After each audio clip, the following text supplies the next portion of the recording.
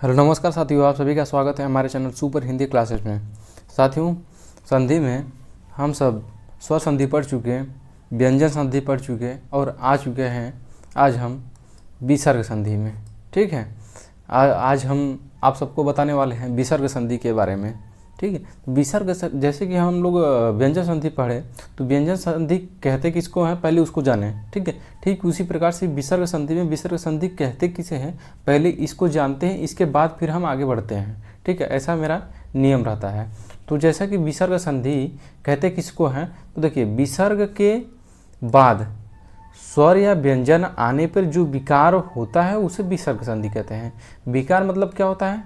परिवर्तन।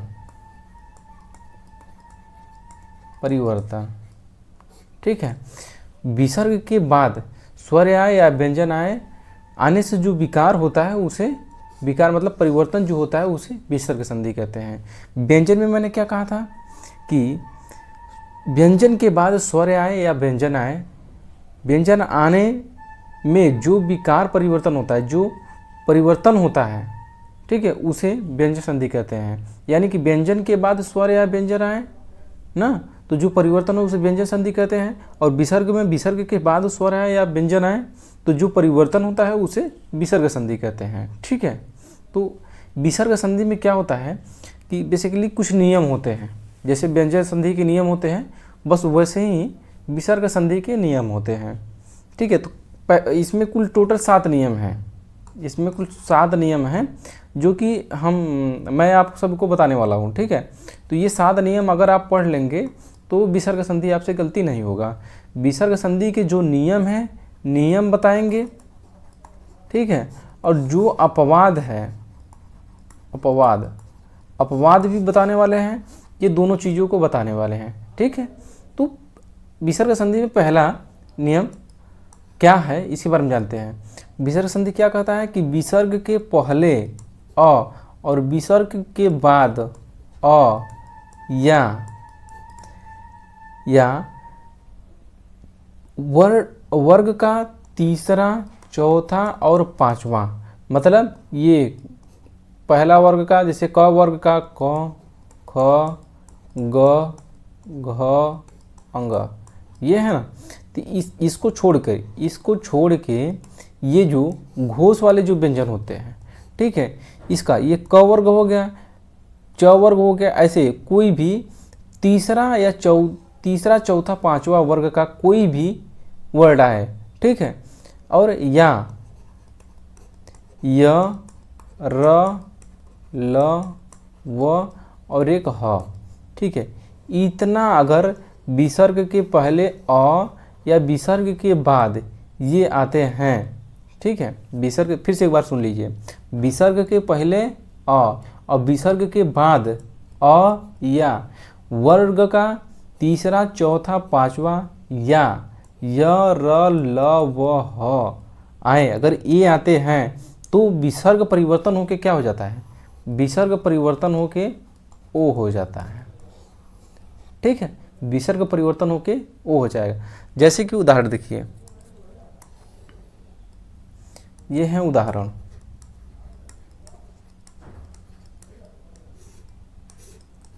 ठीक है, क्या है? मनः धन अनुकूल, मनः धन अनुकूल।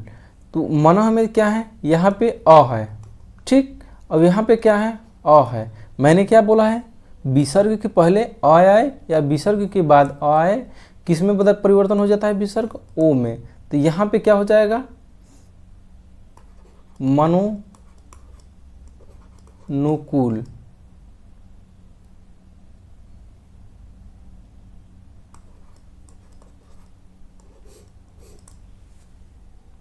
मनोनुकूल उस ठीक उसी प्रकार से यहाँ पे भी है। और यहाँ पे देखेंगे कि प वर्ग का कौन सा है? ये ब तीसरा है। ठीक है, प वर्ग का ये तीसरा है वर्ड। ठीक है, ये प में क्या है? अ के बाद ये तीसरा, तो यहाँ पे भी क्या हो जाएगा? ओ लग जाएगा। तो यहाँ पे क्या होगा? तपो बल। ठीक है, यहाँ पे भी देखिए वही है। ठीक है, इन सब में जो है वो वर्ग का तीसरा चौथा पांचवा है, अ के बाद है। ठीक है, ये अ के बाद अगर स्वर दूसरा रहेगा ना तो यहाँ पे ओ नहीं होगा, और यहाँ पे अ अगर के बाद अगर तीसरा वर्ग का तीसरा चौथा पांचवा आता है या फिर य र ल व ह आते हैं तब ओ में तभी परिवर्तन होते हैं। यहाँ पे क्या हो जाएगा, तपो भूमि। ठीक, यहाँ पे क्या हो जाएगा, यहाँ पे हो जाएगा पयुधन। ठीक है, उसी प्रकार से यहाँ देखेंगे मन धन योग, यहाँ पे क्या होगा, मनोयोग। कैसे होगा मैंने ऊपर बता दिया है। ठीक है, यहाँ पे अध, यहाँ पे अ है, यहाँ पे तीसरा है। ठीक, ये तीसरा है वर्ग का, यहाँ पे होगा अधो गति, अधोगति। ठीक है, यहाँ पे वायु वृद्ध, यहाँ पे क्या होगा, पयु वृद्ध। यहाँ पे क्या होगा,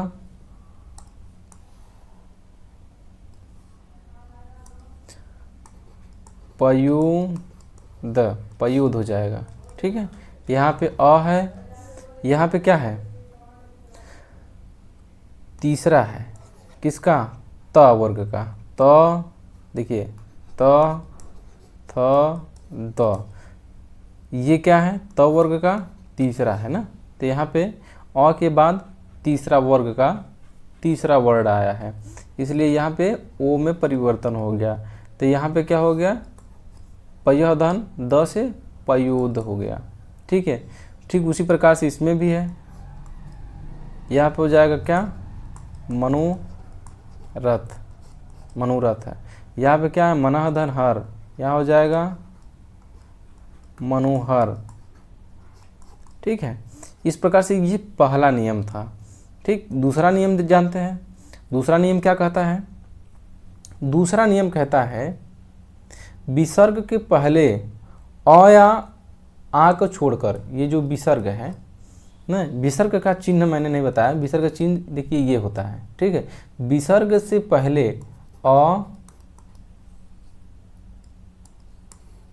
ये अ या आ, ठीक है, अ या आ, इसको छोड़ के, ये दो है ना, इसको छोड़कर इसके पहले दूसरा कोई अगर स्वर है, अ आ को छोड़कर अगर दूसरा कोई स्वर आता है, जैसे कि ई ऊ ए ओ अ, ये सब है ना, अ आ को छोड़कर अगर कोई दूसरा स्वर आए, ठीक है, और उसके बाद आ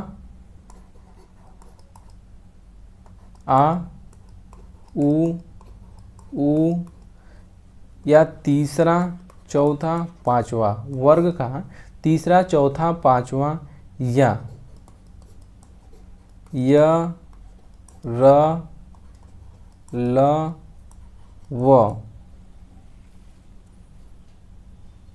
ठीक है, य र ल व, ये इसको अंतः व्यंजन कहते हैं। हो तो किस में बदलेगा, ये र में बदल जाएगा।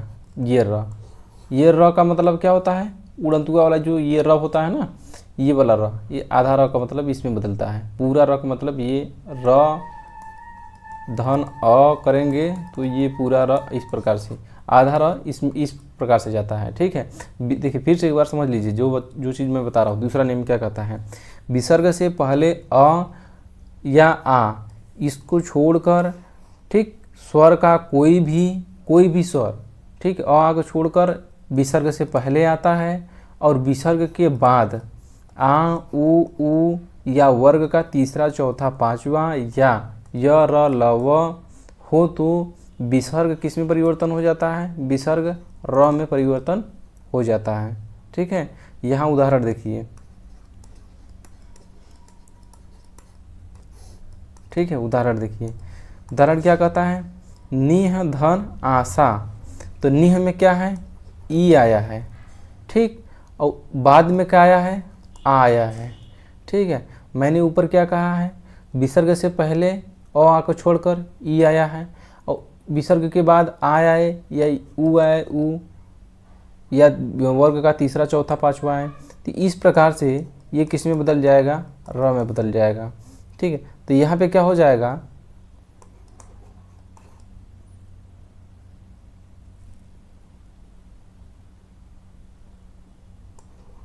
यहाँ पे क्या हो जाएगा, निराशा, सॉरी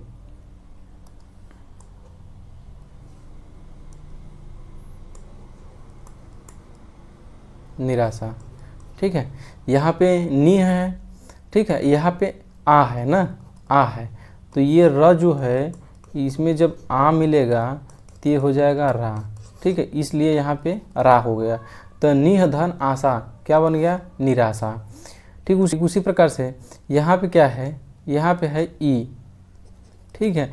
अब यहाँ वर्ग का क्या है, त वर्ग का है, त वर्ग का चौथा है, देखिए त थ द ध, ठीक है, ये चौथा है ना, त वर्ग का चौथा है। तो मैंने ऊपर क्या बोला है, तीसरा चौथा या पांचवा, तो ई के यहाँ पे किस में बदल जाएगा, र में बदल जाएगा, ठीक है। तो यहाँ पे क्या हो जाएगा, निर्धन, अपने ये र में बदल जाएगा। उसी प्रकार से यहाँ पे है निह धन बल, ये इसका क्या हो जाएगा, निर्बल हो जाएगा, क्या होगा, निर्बल। निह धन जन है, ठीक उसी प्रकार से, तो इसका क्या हो जाएगा, निर्जन। यहाँ पे क्या है, निह धन जन हो गया, निर्जन। और आशा धनवाद, यहाँ क्या हो जाएगा, यहाँ आशा नहीं होगा, आशी होगा, यहाँ मिस्टेक है, आशी धनवाद, यहाँ हो जाएगा आशीर्वाद, ठीक है, आशीर्वाद हो जाएगा। यहाँ पे क्या है, दू, यहाँ पे ऊ है, और यहाँ पे क्या है, आ है, ठीक। तो ये रा में परिवर्तन हो जाएगा, तो यहाँ पे क्या होगा, दुराशा, ठीक है। दूह धन बल,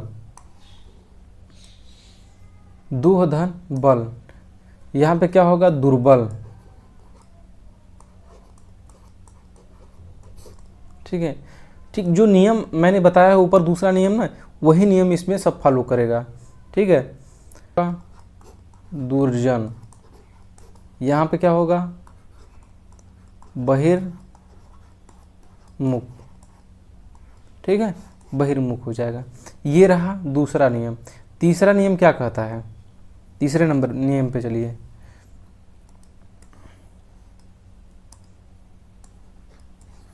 ये रहा तीसरा नियम कहता है कि विसर्ग से पहले स्वर, ये जो विसर्ग है इससे पहले स्वर, विसर्ग से पहले कोई भी स्वर हो, ठीक है, विसर्ग से पहले स्वर और विसर्ग के बाद अगर च छ और स, च छ और स ये आते हैं, ठीक। विसर्ग से पहले कोई भी स्वर, ठीक है, विसर्ग से पहले स्वर आते हैं और विसर्ग के बाद च छ स आते हैं, तो ये विसर्ग परिवर्तन होके क्या हो जाएगा, स हो जाएगा, ठीक।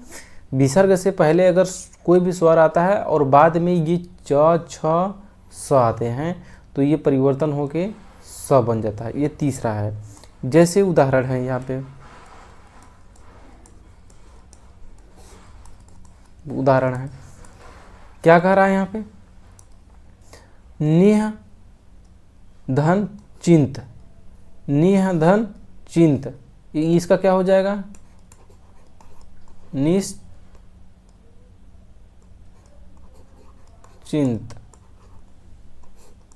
ठीक, निश्चिंत हो जाएगा। उसी प्रकार से है यहाँ पे छोटी ई का मात्रा लगा है, यहाँ पे स्वर आया है, उसके बाद छ आया है, यहाँ देखिए स आया है, यहाँ पे च आया है। मैंने ऊपर बोला है च छ, स, विसर्ग के बाद और विसर्ग से पहले कोई स्वर आए तो वो विसर्ग किस में परिवर्तन होता है, आधा स में परिवर्तन हो जाता है। यहाँ पे क्या है, छोटी ई का मात्रा है और यहाँ छ है, ये छोटे वाले स में परिवर्तन हो जाएगा तो क्या होगा यहाँ पे, निश्छल, निश्छल हो गया। ठीक उसी प्रकार से इसमें होगा, ये दुह धन शासन, यहाँ पे क्या होगा, दुःशासन। यहाँ पे है दुह धन चरित्र, ठीक उसी प्रकार से है, यहाँ पे छोटी ऊ का मात्रा है और स्वर के बाद ये च आया है तो विसर्ग स में बदल जाएगा तो यहाँ क्या हो जाएगा, दुश्चरित्र, दुश्चरित्र। इस प्रकार से ये तीसरा नंबर कहता है विसर्ग का नियम। ठीक, चौथा नियम देखिए क्या कहता है, विसर्ग का चौथा नियम क्या कहता है, ये रहा चौथा। ठीक है, चौथा नियम कहता है विसर्ग के पहले ई उ, विसर्ग से पहले ई और उ, और विसर्ग के बाद क, ख, ट, ठ और प, फ, इतना चीज़। ठीक है, इतना चीज़ आप नोट कर लीजिए। ई उ और विसर्ग से पहले, ई उ विसर्ग से पहले और विसर्ग के बाद अगर क, ख, ट, ठ और प, फ अगर ये आते हैं ना, इसको अघोष कहते हैं, ये अघोष वर्ण। इससे पहले क्या, विसर्ग से पहले ई उ और विसर्ग के बाद क, ख, ट, ठ, प, फ अगर ये आते हैं तो विसर्ग परिवर्तन हो जाएगा स में। ठीक है, ये स में परिवर्तन हो जाएगा, अर्ध स में। जैसे कि ये चौथा नियम है। ठीक है, तो ये क्या कहता है, इसका उदाहरण देखिए। जैसे कि उदाहरण देखिए, निह धन कपट। तो इससे पहले मैंने बोला है कि विसर्ग से पहले ई उ और विसर्ग के बाद क, ख, ट, ठ और प, फ ये आते हैं तो ये विसर्ग किस में परिवर्तन हो जाएगा, कटकोर वाले स में। निह धन कपट, निह ई आया है, विसर्ग से पहले ई आया है और यहाँ क है तो विसर्ग किस में परिवर्तन हो जाएगा, आधे वाले स में। इस प्रकार से ये हो जाएगा निस कपट। ठीक है, उसी प्रकार से यहाँ विसर्ग से पहले ई आया है और बाद में क तो विसर्ग का परिवर्तन हो जाएगा आधे क में। इस प्रकार से हो जाएगा निष्कंटक है ये। ठीक है, कंटक, निष्कंटक हो जाएगा। उसी प्रकार से यहाँ पे उ है और विसर्ग के बाद ट है तो विसर्ग किस में बदलेगा, आधे स में। यहाँ पे हो जाएगा धनुष्टंकार। क्या हो जाएगा, धनुष्टंकार।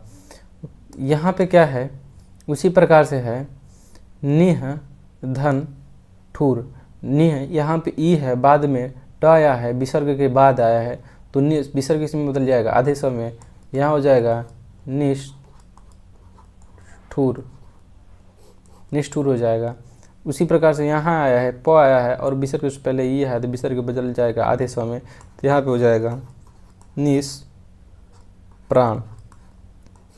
ठीक है, इसका एक अपवाद है, इसका एक अपवाद है। अपवाद जान लीजिए, अपवाद क्या है, दुह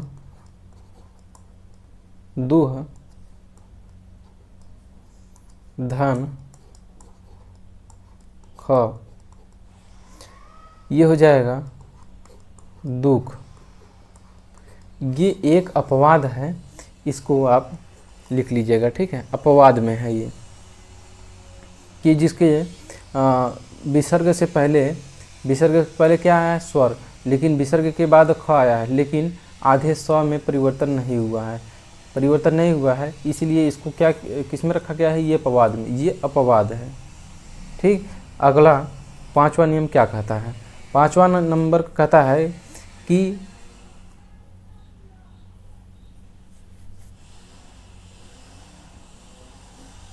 विसर्ग के बाद,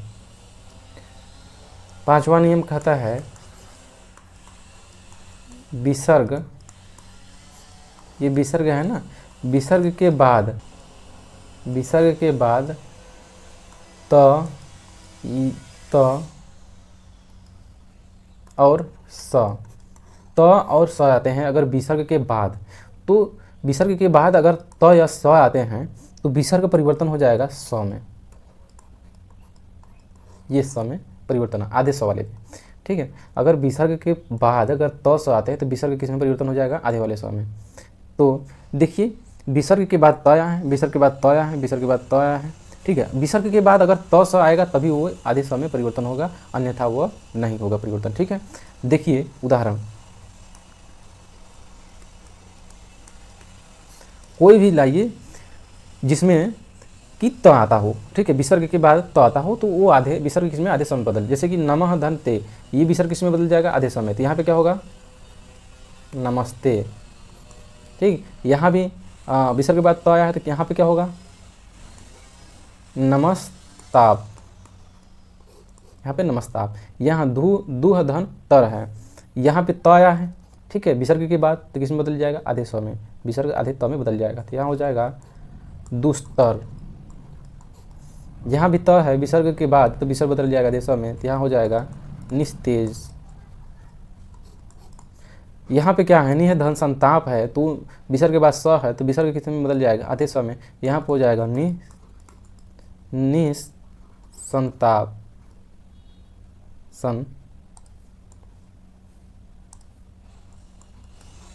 ताप। ठीक है। यहाँ क्या है? दुह धन साहस, विसर्ग के बाद स है तो विसर्ग बदल जाएगा आधे समय, यहाँ हो जाएगा दुस्साहस। इस प्रकार से ये विसर्ग के 5 नियम आज हुए। ठीक है।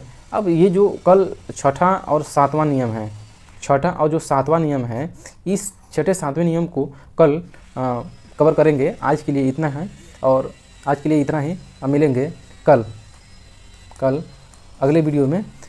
और आज से हमारी क्लास जो है कि जीएस की स्टार्ट हो रही है, तो उसको जाके आप ज्वाइन कर लीजिएगा, जीके जीएस का।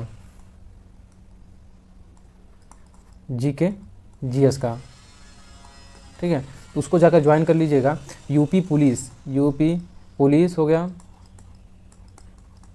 एसएससी जीडी हो गया, एसएससी एग्ज़ाम हो गया, एसएससी एग्ज़ाम से रिलेटेड, यूपी से रिलेटेड और यूपी पुलिस से रिलेटेड जो जीके जिसमें पूछे जाएंगे, उसमें ये काफ़ी हेल्पफुल होने वाला है। तो इसके बाद हिंदी के बाद वो वीडियो अगर तुरंत जाके देखें, अगर इसको देख चुके हों तब अब इसको देखने के बाद जाके 10-20 क्वेश्चन 25 क्वेश्चन जो भी हैं आते हैं उसको जाके कवर करिए, परीक्षाओं में आपको बहुत ज़्यादा हेल्पफुल होने वाले हैं। ठीक है। तो मिलते हैं अगले वीडियो में। धन्यवाद।